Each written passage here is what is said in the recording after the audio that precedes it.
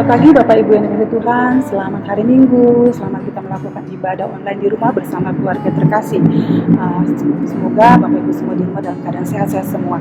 Bapak Ibu yang dikasihi Tuhan, sebelum kita melakukan ibadah pada Minggu pagi hari ini, ada beberapa warta yang akan saya sampaikan. Mohon Bapak Ibu dapat menyimaknya. Untuk warta yang pertama mengenai ibadah online Minggu pagi hari ini akan dilayani oleh Penatua Laudia Sakti Bayin, dan juga untuk organis, pemandu pujian, prokantor multimedia, operator sound, live streaming. Terima kasih pelayanannya, Tuhan Yesus memberkati. Selanjutnya untuk ibadah kategorial. Ibadah kategorial sama daring ini yang dilakukan hanya ibadah tengah pekan KRT yang dilakukan secara daring, dilakukan setiap hari Rabu jam 7 malam. Dan Rabu besok akan dilayani oleh Pendeta Debbie Varianti SSI selaku pelayan firman, dan juga untuk liturgisnya Penatua Laudia Sakti Bayin jam 7 malam, Bapak Ibu yang dikasihi Tuhan. Selanjutnya warta yang akan disampaikan adalah mengenai persembahan. Bapak Ibu, selama COVID-19 ini persembahan bisa dihimpun melalui transfer ke rekening Bank Mandiri Gereja Kristen Pasundan, atau bisa melalui ke Mako Wilayah ataupun ke Bendahara Majelis Jemaat yang selalu ada di hari Sabtu atau Minggu. Bapak Ibu boleh menyampaikan persembahannya datang ke gereja.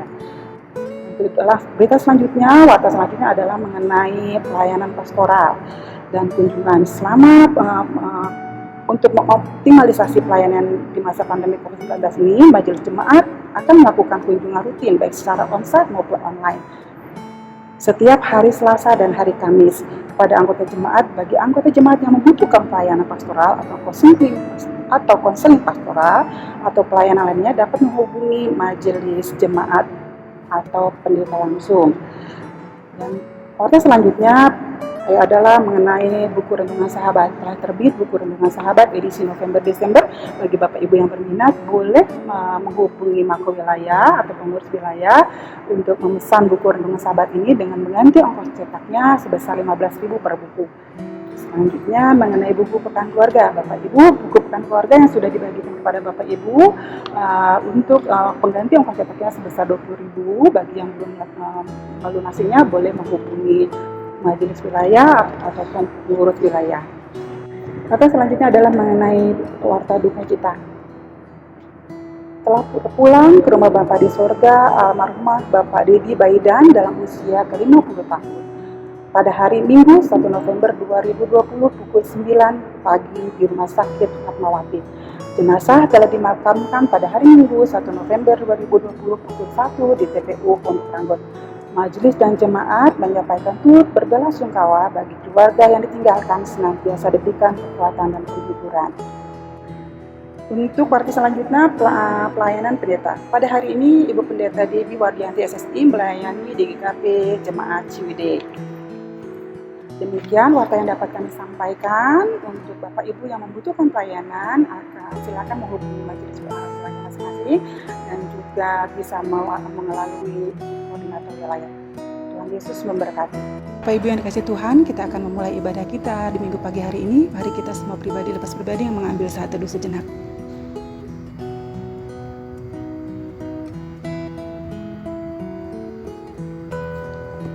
Jemaat yang dikasihi Tuhan, kita telah tiba pada minggu ketiga dalam rangkaian Pekan Keluarga GKP tahun 2020. Kita semakin dekat pada perayaan ulang tahun ke-86 GKP. Oleh sebab itu, marilah kita naikkan syukur kita kepada Allah Bapa di dalam Yesus Kristus yang telah menyertai dan melindungi kita. Mari Bapak Ibu diundang bangkit berdiri, kita akan memuji Tuhan dan memuliakan nama Tuhan dengan menyanyikan dari Kidung Jemaat 224. Masyhurkanlah Rajamu, bait yang pertama dan yang kedua.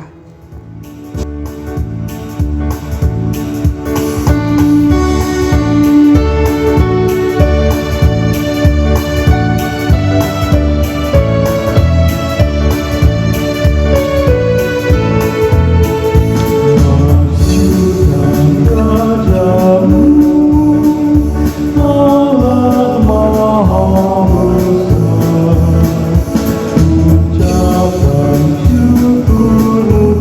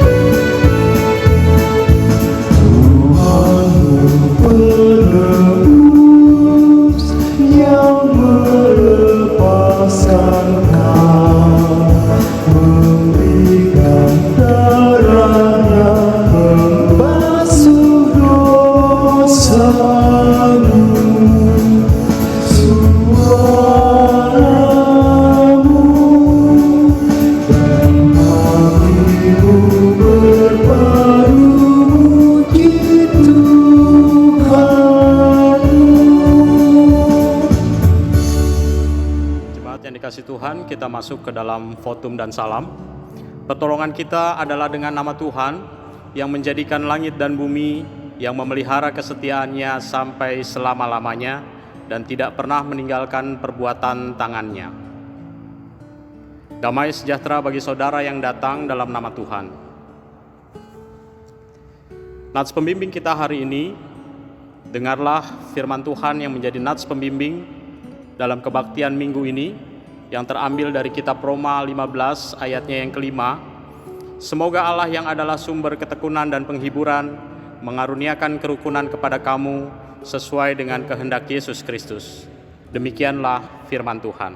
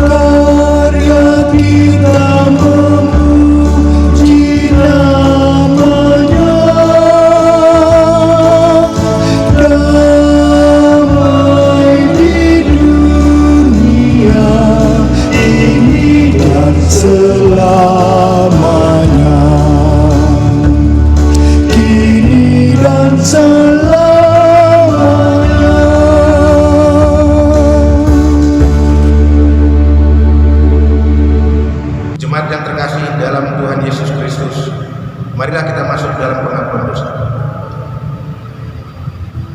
Marilah kita dengan penuh kerendahan diri menghadap Tuhan mengaku dosa-dosa kita. 1. Ya Tuhan Allah kami yang maha besar dan maha kasih, kami orang berdosa ini menyadari bahwa kami tidak sepantasnya menghadap hadirat-Mu oleh karena dosa-dosa kami. Kami sering melanggar titah-Mu baik dalam pikiran maupun dalam ucapan dan perilaku kami setiap hari. Kami tidak sanggup membilangi dosa-dosa kami dan tidak ada yang bersembunyi di hadapan-Mu ya Tuhan. Kasihanilah kiranya kami ya Tuhan, dan ampunilah seluruhnya dosa-dosa kami. Amin. Dengarlah firman Tuhan yang berkenan mengampuni dosa kita, yang terambil dari Roma 6 ayatnya yang pertama sampai dengan ayatnya yang keempat. Jika demikian, apakah yang hendak kita katakan? Bolehkah kita bertekun dalam dosa supaya semakin bertambah kasih karunia itu? Sekali-kali tidak. Bukankah kita telah mati bagi dosa? Bagaimanakah kita masih dapat hidup di dalamnya? Atau tidak tahukah kamu bahwa kita semua yang telah dibaptis dalam Kristus telah dibaptis dalam kematiannya? Dengan demikian kita telah dikuburkan bersama-sama dengan Dia oleh baptisan dalam kematian, supaya sama seperti Kristus telah dibangkitkan dari antara orang mati oleh kemuliaan Bapa, demikian juga akan hidup dalam hidup yang baru. Dalam nama Allah Bapa, Anak dan Roh Kudus, kami beritakan kepada saudara-saudara yang dengan tulus ikhlas mengaku dosa di hadirat Allah, serta mencari keselamatannya hanya kepada Yesus Kristus, bahwa Allah mengampuni dosanya. Demikianlah berita anugerah dari Tuhan.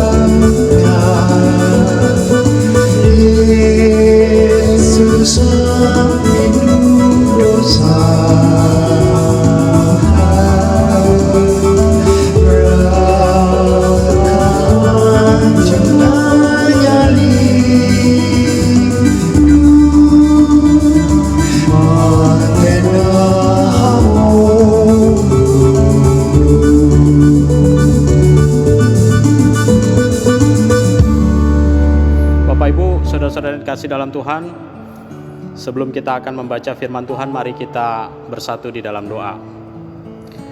Bapa yang makasih, saat ini kami hendak merenungkan firman Tuhan. Kami rindu Tuhan menyapa kami melalui sebagian firman Tuhan yang hendak kami dengar. Tetapi di tengah keberdosaan dan ketidakmampuan kami, Tuhan kiranya menolong kami untuk boleh memampukan kami, untuk boleh dapat mengerti dengan baik, dan teristimewa Tuhan memampukan kami untuk juga mampu melakukan setiap firman Tuhan yang kami hendak baca dan kami dengar. Ya Bapa, berfirmanlah atas kami, karena kami telah sedia untuk mendengarkannya. Dalam Kristus kami berdoa dan bersyukur. Amin. Bapak, Ibu, saudara-saudara yang terkasih dalam Tuhan, pembacaan kita hari ini terambil dari surat Paulus kepada jemaat Tuhan di kota Roma. Roma pasalnya yang ke-15, ayat yang pertama sampai dengan ayatnya yang ke-13. Lembaga Alkitab Indonesia memberi judul perikop kita, Orang yang Lemah dan Orang yang Kuat. Begini bunyi firman Tuhan. Kita yang kuat wajib menanggung kelemahan orang yang tidak kuat, dan jangan kita mencari kesenangan kita sendiri. Setiap orang di antara kita harus mencari kesenangan sesama kita demi kebaikannya, untuk membangunnya, karena Kristus juga tidak mencari kesenangannya sendiri, tetapi seperti ada tertulis, kata-kata cercaan mereka yang mencerca engkau telah mengenai aku. Sebab segala sesuatu yang ditulis dahulu telah ditulis untuk menjadi pelajaran bagi kita, supaya kita teguh berpegang pada pengharapan oleh ketekunan dan penghiburan dari kitab suci. Semoga Allah yang adalah sumber ketekunan dan penghiburan mengaruniakan kerukunan kepada kamu sesuai dengan kehendak Kristus Yesus, sehingga dengan satu hati dan satu suara kamu memuliakan Allah Bapa Tuhan kita Yesus Kristus. Sebab itu terimalah satu akan yang lain, sama seperti Kristus yang telah menerima kita untuk kemuliaan Allah. Yang aku maksudkan ialah bahwa oleh karena kebenaran Allah, Kristus telah menjadi pelayan orang-orang bersunat untuk mengokohkan janji yang telah diberikannya kepada nenek moyang kita, dan untuk memungkinkan bangsa-bangsa supaya mereka memuliakan Allah karena rahmat-Nya, seperti ada tertulis, sebab itu aku akan memuliakan engkau di antara bangsa-bangsa dan menyanyikan mazmur bagi namamu. Dan selanjutnya, bersukacitalah hai bangsa-bangsa dengan umat-Nya. Dan lagi, pujilah Tuhan hai kamu semua bangsa-bangsa, dan biarlah segala suku bangsa memuji Dia. Dan selanjutnya kata Yesaya, taruk dari pangkal Isai akan terbit, dan Ia akan bangkit untuk memerintahkan bangsa-bangsa, dan kepadanya lah bangsa-bangsa akan menaruh harapan. Semoga Allah sumber pengharapan memenuhi kamu dengan segala sukacita, damai sejahtera dalam iman kamu, supaya oleh kekuatan Roh Kudus kamu berlimpah-limpah dalam pengharapan. Demikian firman Tuhan yang dikatakan berbahagia ialah setiap orang yang mendengar firman Tuhan dan memeliharanya di dalam hati serta melakukannya dalam kehidupan sehari-hari. Haleluya.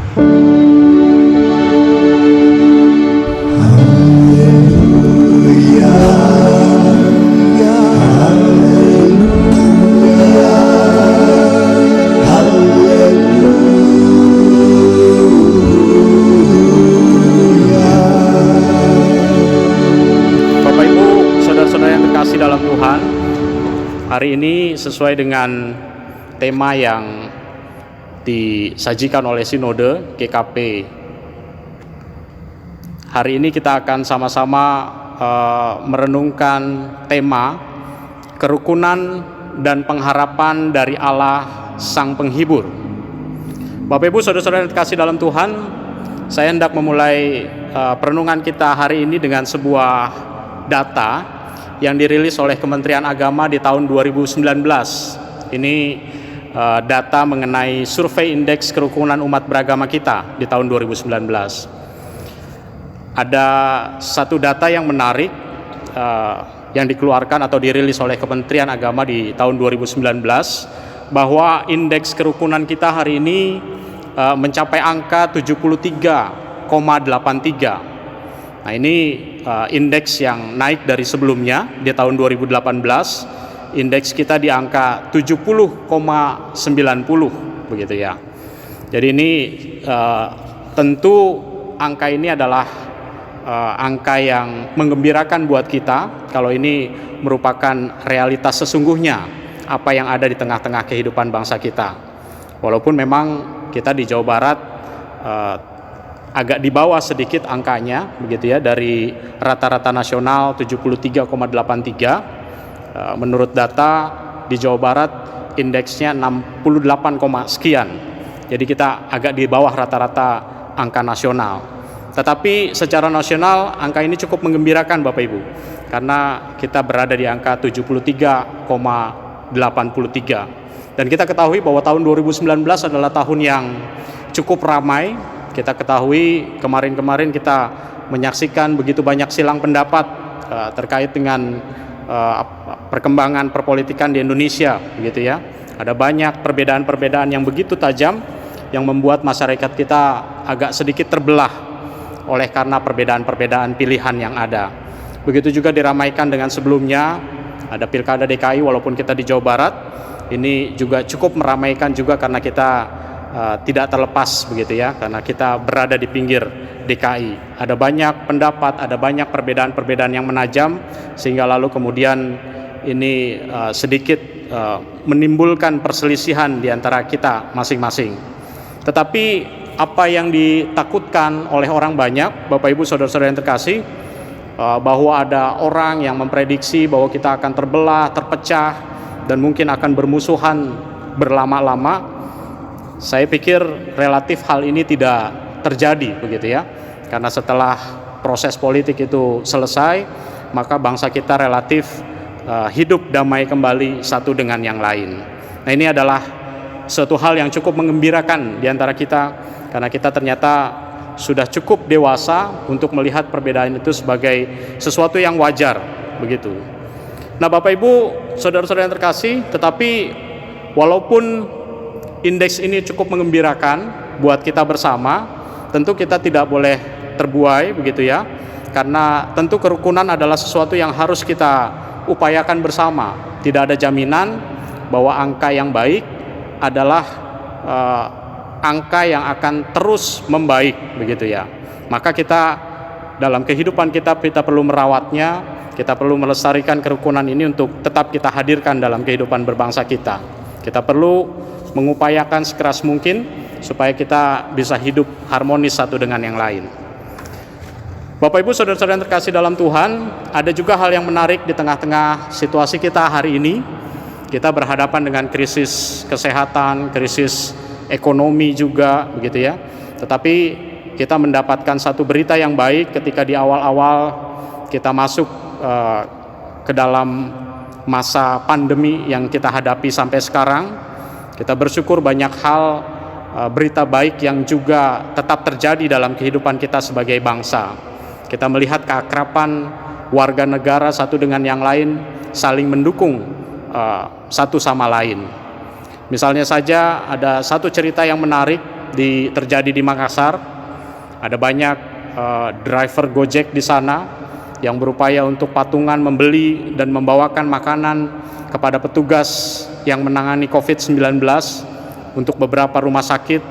Mereka mengantar makanan, minuman ke minimal 3 rumah sakit rujukan di Makassar pada saat itu. Ada juga cerita lain yang menarik juga Bapak Ibu, mereka juga mengantarkan APD secara sukarela. Begitu pula juga donatur yang melakukan sumbangsihnya melalui dana yang mereka himpunkan, lalu kemudian juga diberikan kepada orang-orang yang membutuhkan. Dan banyak cerita-cerita lain bagaimana warga negara kita saling bergandengan satu dengan yang lain untuk mengatasi krisis bersama ini. Di berbagai aplikasi mungkin Bapak Ibu juga memiliki, begitu ya. Itu kalau Bapak Ibu memiliki aplikasi Gojek, begitu ya. Di sana ada juga fasilitas yang memungkinkan kita memberikan perhatian satu dengan yang lain. Ada fitur GoGive yang bisa warga negara berpartisipasi untuk mendukung melalui dana yang mereka himpunkan. Nah, ini merupakan berita-berita baik Bapak Ibu Saudara yang terkasih dalam Tuhan. Ini menunjukkan satu kerukunan kita sebagai bangsa, saling menopang ketika ada yang lemah, yang kuat menopang. Ketika bergantian mereka yang lemah, lalu yang kuat pun akan menopang untuk kita bisa berjalan bersama menghadapi setiap persoalan yang kita hadapi. Ini menggembirakan buat kita bersama sebagai sebuah bangsa. Nah, Bapak Ibu, saudara-saudara yang terkasih dalam Tuhan, jika kita memperhatikan pembacaan kita hari ini, kita juga menyaksikan Paulus memberikan nasihat kepada jemaat Roma. Menurut catatan, Paulus belum pernah ke tengah-tengah kehidupan jemaat Roma. Bahkan jemaat Roma atau surat Paulus kepada jemaat Roma ini merupakan, ada yang mengatakan sebagai surat perkenalan yang dilakukan oleh Paulus kepada jemaat Roma. Paulus menyapa, Paulus juga menasehati oleh karena beberapa orang yang Paulus kenal dalam jemaat Tuhan di jemaat Roma. Jemaat Roma adalah sebuah jemaat yang terbentuk oleh orang-orang Yahudi yang tinggal di Roma. Paulus tidak pernah ke Roma, tetapi dia mengenal beberapa orang-orang yang berada di jemaat Roma. Dia pernah bertemu dengan Aquila dan Priscilla di kota Korintus. Itu dikisahkan di dalam Kisah 18 ayat yang pertama dan yang ketiga. Dari sanalah mereka berjumpa, lalu kemudian Paulus mengetahui apa yang menjadi tantangan kehidupan jemaat di Roma pada saat itu. Mereka bercerita ketika bertemu, bahkan sempat Priscilla dan Aquila ini bersama-sama dengan Paulus menjadi orang yang biasa mendirikan tenda, begitu ya, karena kita ketahui profesi Paulus sebelum dia memberitakan firman Tuhan ke banyak tempat, dia adalah seorang yang pandai membuat tenda. Dan Priscilla dan Aquila ini sempat juga membantu ketika mereka berjumpa di sana. Nah, ada beberapa tantangan yang dihadapi jemaat di Roma, Bapak Ibu Saudara-saudara yang terkasih. Ada tantangan dari luar, ada juga tantangan yang sifatnya internal atau dari dalam diri sendiri. Tantangan dari luar adalah mereka sempat di kota Roma itu diusir, begitu ya. Jemaat Tuhan di kota Roma ini diusir, dikeluarkan dari kota Roma di zaman Kekaisaran Claudius. Pada saat itu memang diduga terlibat banyak perselisihan jemaat Tuhan di Roma. Penyebabnya ketika saya coba cari tahu kenapa bisa sampai ada kerusuhan, begitu ya, yang melibatkan juga jemaat Tuhan di Roma pada saat itu, diduga jemaat Tuhan di Roma ini gencar sekali untuk memberitakan Injil, dan diduga banyak melakukan penobatan terhadap orang-orang Yahudi sehingga mereka mengenal Kristus lalu kemudian memutuskan untuk bertobat. Lalu kemudian orang-orang Yahudi yang cukup kental dengan keyakinannya tidak suka dengan fenomena ini, lalu kemudian terjadi perselisihan satu dengan yang lain dan pada akhirnya memicu beberapa kerusuhan. Oleh karena ingin menjaga kota Roma, maka Kaisar Claudius lalu memutuskan untuk mengusir seluruh orang Kristen itu dari kota Roma. Jadi itu gambaran tentang pergumulan jemaat Roma pada saat itu. Ada tantangan dari luar yang hendak menantang mereka sebagai jemaat Tuhan pada saat itu. Nah, ternyata selain tantangan dari luar, Bapak Ibu Saudara-saudara yang terkasih, jemaat Tuhan di Roma ini juga menghadapi satu tantangan internal yang cukup membuat jemaat itu mengalami pergumulan yang luar biasa. Nah, pergumulan internal ini terutama terkait dengan relasi antara jemaat Tuhan satu dengan yang lain. Karena kita ketahui bahwa jemaat Tuhan di Roma adalah jemaat yang juga beragam begitu ya. Ada yang berlatar belakang Yunani, mungkin juga bangsa lain, tetapi juga ada bangsa Yahudi yang pada saat itu juga percaya kepada Tuhan dan ikut di dalam satu jemaat Tuhan di kota Roma. Nah, ini perbedaan-perbedaan terkait dengan posisi Taurat, lalu kemudian juga praktik tradisi sunat, kemudian juga pembenaran oleh iman yang menjadi pergumulan-pergumulan awal mereka, ini membuat perselisihan-perselisihan, perbedaan-perbedaan yang memicu pertengkaran satu dengan yang lain. Nah, oleh karena itu, mendapat gambaran yang seperti itu, ada tantangan dari luar, ada juga tantangan dari dalam, maka lalu kemudian Paulus hendak menyapa jemaat Tuhan di kota Roma dengan memberikan nasihat pastoralnya kepada jemaat Tuhan pada saat itu. Nah, ini ada hal yang menarik yang Paulus coba ingin ingatkan kepada jemaat Tuhan di Roma. Tentu saja perbedaan adalah sesuatu yang kita tidak bisa nafikan, karena kita adalah orang-orang yang pasti punya pemikiran yang berbeda, suasana hati yang berbeda, maka itu wajar saja ada satu ketidakmengertian satu dengan yang lain. Tetapi ini tentu tidak bisa dibiarkan, karena satu perselisihan akan memicu hal yang kurang baik bagi jemaat Tuhan di Roma. Oleh karena itu, pada kesempatan kali itu, Paulus lalu kemudian mengirimkan suratnya sebagai bentuk perhatian kepada jemaat Tuhan di Roma dan ingin menasehati serta mendoakan jemaat Tuhan di Roma agar kerukunan itu tetap terbangun di antara mereka. Nah, ketika saya coba perhatikan dan saya lihat perikop yang kita baca pada saat ini, Bapak Ibu Saudara-saudara yang terkasih dalam Tuhan, saya melihat ada 3 hal penting dalam kita akan memelihara kerukunan itu berdasarkan nasihat Paulus. Yang pertama yang dikatakan di dalam ayat yang pertama, si kuat menanggung si lemah. Nah, Bapak Ibu Saudara, kalau kita ditanyakan, kita menjadi jemaat Tuhan di Roma atau firman Tuhan ini juga berlaku buat kita saat ini. Ketika kita ditanya kira-kira Bapak Ibu, kita ada di golongan mana ini? Ada di pihak yang mana? Apakah kita si kuat ataukah kita si lemah dalam hal ini? Nah, ini mungkin kita bisa jawab begitu ya. Apakah kita ada di pihak yang kuat ataupun kita berada di pihak yang lemah? Nah, Bapak Ibu, saudara-saudara, ternyata ya kalau kita coba merefleksikan kehidupan kita, rupa-rupanya kita tidak pernah berada di satu sisi gitu ya. Hanya terus menjadi orang yang kuat atau terus menjadi orang yang berada di sisi lemah begitu ya. Kita terkadang juga kuat, tapi terkadang juga kita lemah menghadapi sesuatu. Nah, oleh karena itu, maka penting buat kita untuk saling memperhatikan satu dengan yang lain, karena tidak selamanya kita berada dalam posisi yang kuat dan tidak selamanya juga kita dalam posisi yang lemah. Maka kita juga dimampukan oleh Tuhan untuk menolong orang yang mungkin lemah dalam hal lain begitu ya, yang mungkin memiliki uang, bisa menolong yang kekurangan begitu ya. Tetapi bukan berarti orang yang memiliki banyak uang maka lalu kemudian dia akan kuat dalam segala hal. Bisa jadi ketika berhadapan dengan pergumulan-pergumulan, maka dia juga bisa jadi dalam posisi yang lemah. Maka kita juga bisa menolong orang lain di sisi yang lain. Nah, inilah yang Tuhan inginkan melalui Paulus. Jemaat Tuhan di Roma diingatkan untuk saling menopang satu dengan yang lain. Dan kita diberikan kemampuan dan kadang juga diberikan kelemahan agar kita juga rendah hati untuk menerima pertolongan dari orang lain. Disadarkan akan hal itu, Bapak Ibu Saudara-saudara yang terkasih. Bapak Ibu, hal yang kedua yang kita juga dapatkan dari apa yang disampaikan oleh kitab Roma di ayatnya yang kedua, tentang mencari kesenangan sesama demi kebaikan. Nah, dalam bahasa Yunani, bahasa asli Perjanjian Baru, kata kesenangan ini memakai kata aresko.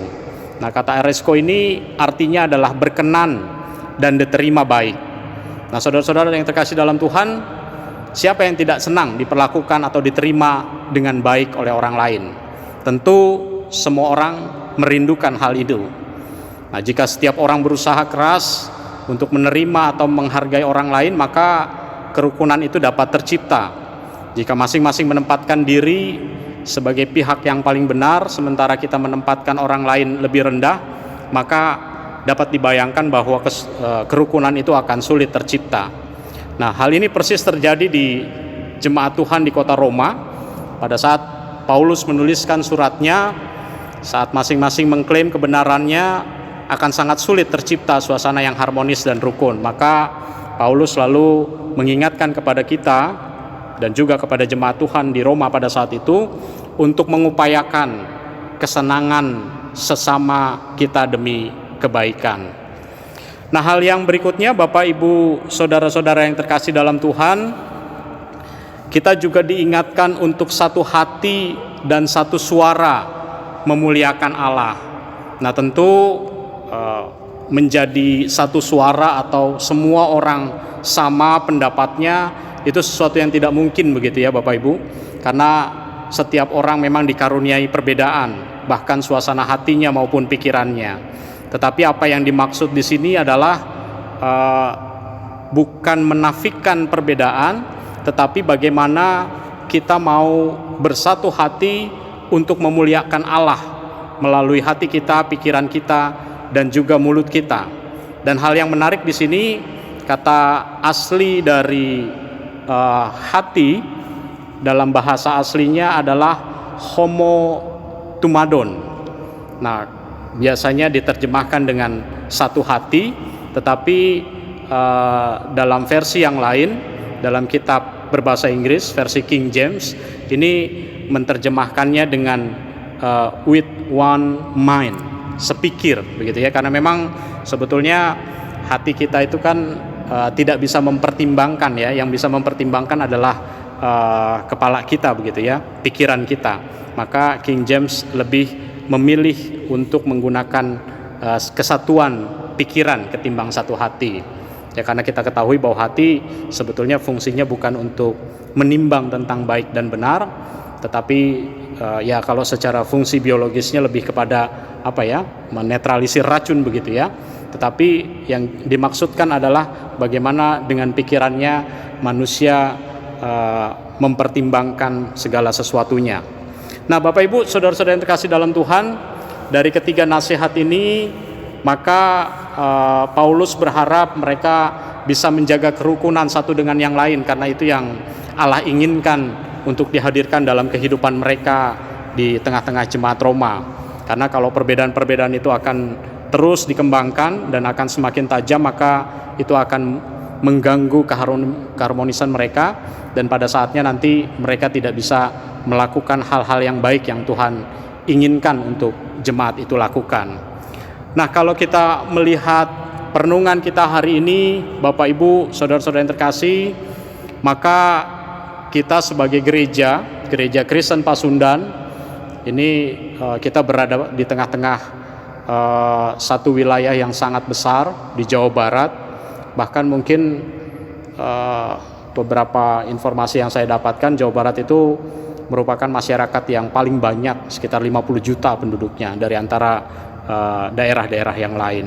Tentu dengan banyaknya orang akan banyak pikiran, banyak pendapat, bahkan juga menjadi satu tempat yang dimana orang-orang dari latar belakang yang lain, dari belahan daerah di Indonesia yang lain, kita berjumpa di sini, di DKI juga, begitu ya. Maka akan banyak sekali orang yang datang dengan latar belakang yang berbeda, tentu cara hidupnya juga berbeda. Nah, ini menjadi satu tantangan buat kita.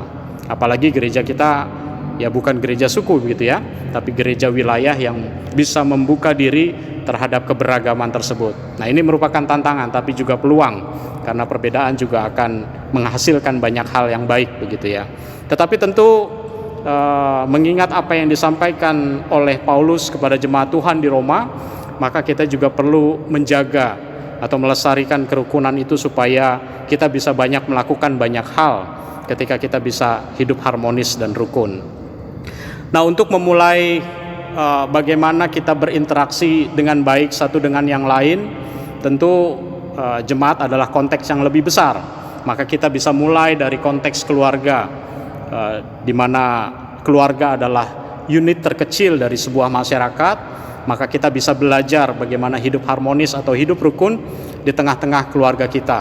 Ketika kita mau menerima perbedaan, begitu ya, anak mungkin berbeda dari orang tua mungkin ayah berbeda pendapat dengan ibu, bagaimana perbedaan-perbedaan ini dikelola, bisa masing-masing merendahkan diri, lalu kemudian bisa bersama-sama berjalan meskipun perbedaan itu ada di tengah-tengah kita. Nah, ini ada satu berita yang kurang menyenangkan juga sebetulnya Bapak Ibu pada saat pandemi ini. Menurut survei begitu ya, yang dilakukan oleh Komnas anti kekerasan terhadap perempuan begitu ya. Nah, ini mencatat bahwa kekerasan dalam rumah tangga ini di masa pandemi ini meningkat Bapak Ibu. Ya mungkin karena intensitas pertemuan begitu ya. Anak-anak juga masih dalam PJJ. Nah, ini membuat interaksi semakin intens. Nah, kalau interaksinya intens memang kadang-kadang perbedaan itu muncul satu dengan yang lain. Nah, lalu kemudian survei mencatat bahwa ada peningkatan yang cukup signifikan terkait dengan kekerasan dalam rumah tangga, baik yang dilakukan oleh orang tua terhadap anak, anak mungkin terhadap anak, ayah terhadap anak begitu ya. Begitu juga antar pasangan suami dengan istri itu meningkat begitu ya, karena intensitas pertemuan tadi. Tetapi kita boleh diingatkan Bapak Ibu Saudara, walaupun Paulus berbicara kepada jemaat Tuhan di Roma, tetapi itu juga kita bisa aplikasikan dalam kehidupan berkeluarga, di mana kita bisa saling menerima satu dengan yang lain, berupaya untuk mencari kesenangan orang lain gitu ya, menempatkan orang lain lebih penting daripada kita. Maka kalau setiap orang berusaha, kita tidak mustahil begitu ya, kerukunan itu kita bina, kita bangun di tengah-tengah keluarga kita. Nah, Bapak Ibu saudara-saudara yang terkasih dalam Tuhan, hal yang berikutnya adalah keinginan kita untuk mengembangkan pikiran-pikiran positif serta bertekun juga dalam merenungkan firman Tuhan.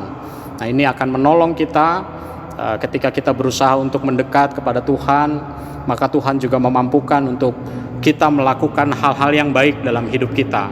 Dan ketika kita coba berusaha keras untuk memiliki pikiran-pikiran yang positif, baik terhadap diri kita maupun orang lain, maka dengan bekal itu Tuhan akan mengaruniakan kerukunan itu di dalam kehidupan kita, seperti yang disampaikan di dalam kitab Roma, bahwa Allah berjanji untuk memberkati kita dengan kerukunan ketika kita mau berusaha dekat dengan Tuhan, dan ketika kita berusaha untuk senantiasa berpikir secara positif. Nah, Bapak Ibu, itulah firman Tuhan yang boleh mengingatkan kita, berlaku juga buat kita, bukan hanya kepada jemaat Tuhan di Roma. Paulus menyapa kita juga sesungguhnya, dan kerukunan itu perlu terus kita jaga. Sekalipun tadi di awal khotbah saya menyampaikan bahwa indeks kerukunan beragama kita cukup baik secara nasional begitu ya, tetapi itu perlu kita upayakan mulai dari hal yang terkecil di tengah keluarga, lalu di dalam kehidupan jemaat, kemudian dalam kehidupan yang lebih luas yaitu masyarakat. Mudah-mudahan kita dimampukan untuk coba berupaya berpikir positif dan juga menempatkan orang lain sama pentingnya dengan kita menempatkan diri kita di tengah kehidupan bersama kita. Kiranya Tuhan memberkati dan memampukan kita untuk hidup rukun satu dengan yang lain. Amin.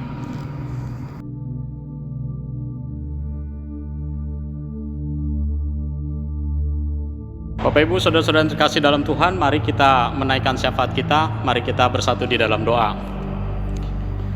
Allah yang mengasihi kami, terima kasih Tuhan untuk kasih setia Tuhan yang boleh senantiasa Tuhan hadirkan di dalam kehidupan kami. Terima kasih juga Tuhan untuk firman Tuhan yang boleh Engkau berikan kepada kami. Ya Tuhan, mampukan kami anak-anak-Mu untuk dengar-dengaran terhadap firman Tuhan, dan teristimewa Tuhan juga memampukan kami untuk boleh memberlakukan setiap firman Tuhan yang kami dengar pada saat ini. Tolong kami Tuhan, bantu kami Tuhan untuk mempraktekkan hidup rukun di antara sesama kami. Ajarkan kami senantiasa untuk mengingat sesama kami, untuk menempatkan sesama kami sebagai sesuatu yang berarti, sehingga kami boleh bersama-sama hidup berdampingan dengan baik ya Bapa. Bapa dalam surga, pada saat ini kami hendak menaikkan syafaat kami.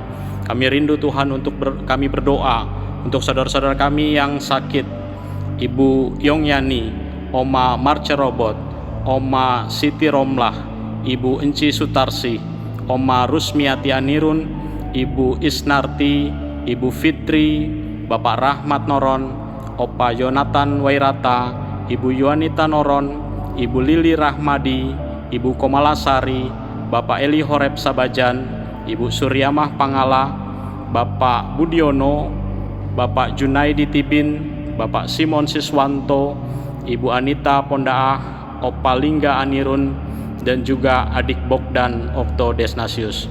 Ya Bapa dalam surga, kami mau berdoa dan mendukung saudara-saudara kami yang sedang sakit ini. Kiranya Tuhan juga mau sediakan segala yang dibutuhkan bagi saudara-saudara kami ini untuk mengalami kesembuhan. Tuhan berkati setiap upaya medis, obat-obatan yang mereka gunakan untuk menjadi sarana kesembuhan bagi saudara-saudara kami ini.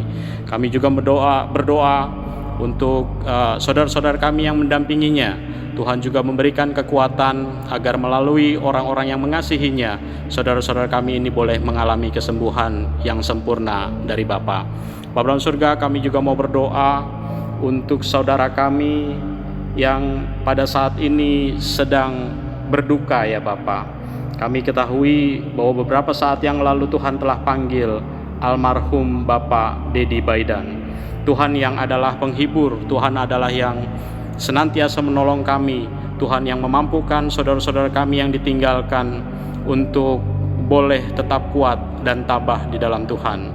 Ya Bapa, kami juga saat ini mau berdoa untuk kehidupan, pergumulan, dan tantangan yang dihadapi oleh jemaat kami yang lain ya Bapa. Bapa yang senantiasa hadir, senantiasa di dalam kehidupan kami. Bapa yang senantiasa mengulurkan pertolongan bagi kami.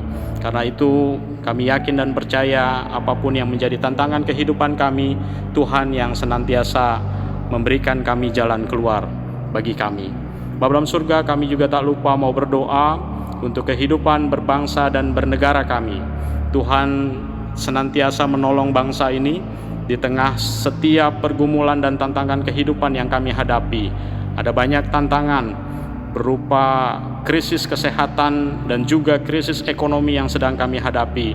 Tuhan yang maha baik yang senantiasa boleh menopang dan menolong setiap kami, agar kami boleh bersama-sama bergandeng tangan untuk keluar dari setiap persoalan yang kami hadapi pada saat ini. Kami juga mau berdoa Tuhan untuk setiap pemimpin bangsa kami, Tuhan yang memberikan hikmat dan bijaksana kepada mereka, sehingga mereka boleh memimpin bangsa ini dengan baik, dan pada akhirnya melalui kebijaksanaan yang mereka lakukan, itu boleh mendatangkan keadilan dan kesejahteraan bagi rakyat banyak. Bapa dalam surga, kami tak lupa juga berdoa untuk gereja-gereja Tuhan yang Tuhan hadirkan di tengah-tengah kehidupan kami. Kiranya Tuhan senantiasa menolong gereja-gerejamu yang hadir di tengah-tengah kehidupan berbangsa kami. Dan melalui gerejamu ini banyak hal baik yang boleh dilakukan dan menjadi terang dan garam di dalam kehidupan berbangsa kami. Bapa dalam surga, inilah syafaat kami. Tuhan kiranya mau mendengarkan doa ini ya Bapa. Dan di akhir doa yang kami hendak sampaikan, kami juga hendak berdoa bersama-sama dengan jemaat-Mu. Hendak berdoa, Bapa kami. Bapa kami yang ada di dalam sorga, dikuduskanlah nama-Mu. Datanglah kerajaan-Mu, jadilah kehendak-Mu di bumi seperti di surga. Berikanlah kami pada hari ini makanan kami yang secukupnya, dan ampunilah kami akan kesalahan kami, seperti kami mengampuni orang yang bersalah kepada kami. Dan janganlah membawa kami ke dalam pencobaan, tetapi lepaskanlah kami daripada yang jahat. Karena Engkaulah yang punya kerajaan dan kuasa dan kemuliaan sampai selama-lamanya. Amin. Jemaat dipersilakan berdiri. Marilah kita mengucapkan pengakuan iman percaya kita.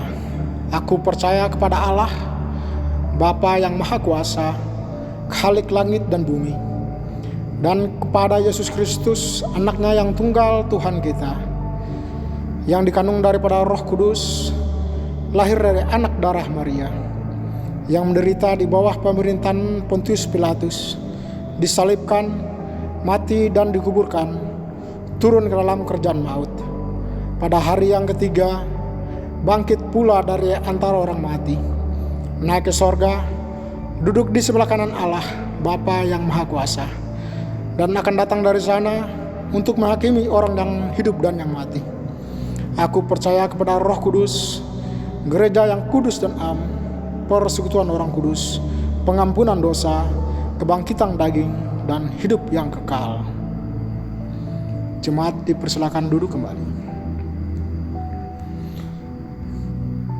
Jemaat terkasih, mari kita memberi persembahan dengan mendengarkan firman Tuhan yang melandasi persembahan kita, yang terambil dari Kisah Para Rasul 20 ayat 35. Dalam segala sesuatu telah kuberikan contoh kepada kamu, bahwa dengan bekerja demikian kita harus membantu orang-orang yang lemah dan harus mengingat perkataan Tuhan Yesus. Sebab ia sendiri telah mengatakan, adalah lebih berbahagia memberi daripada menerima. Nyanyian pengiring persembahan dari PKJ 148 bait 1 dan 4. Terima kasih ya Tuhanku.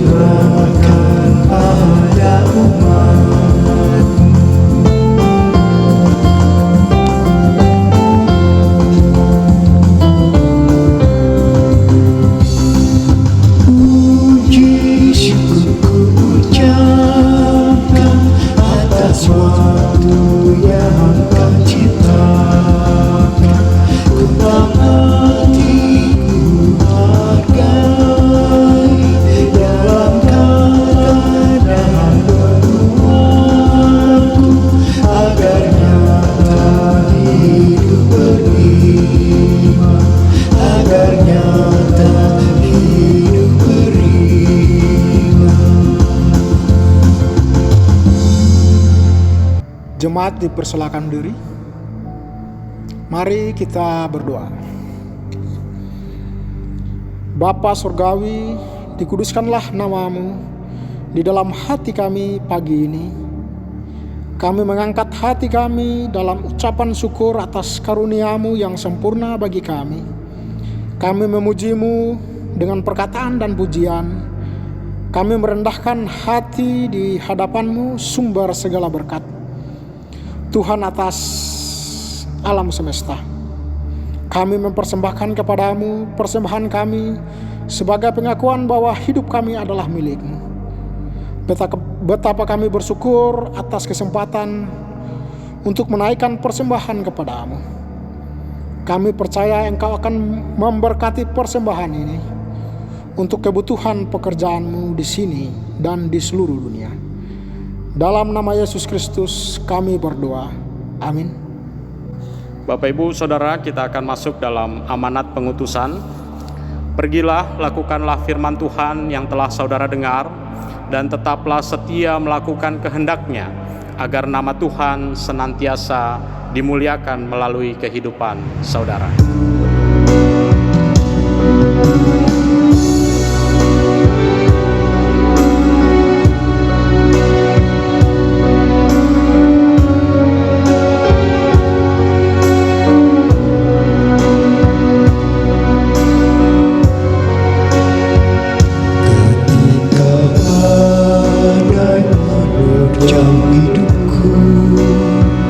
Berlindung aku padamu.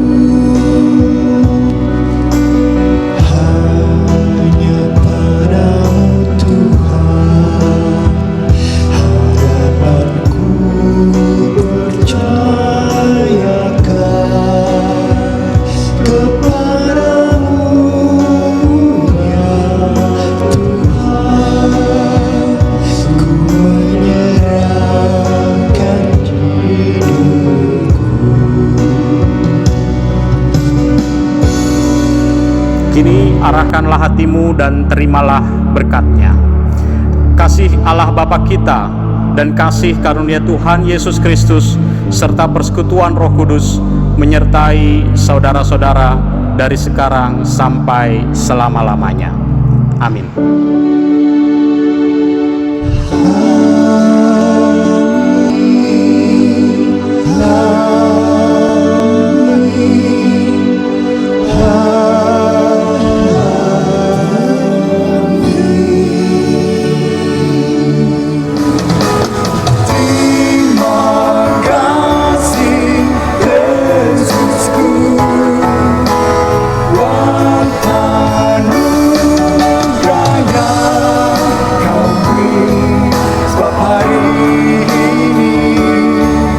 Tuhan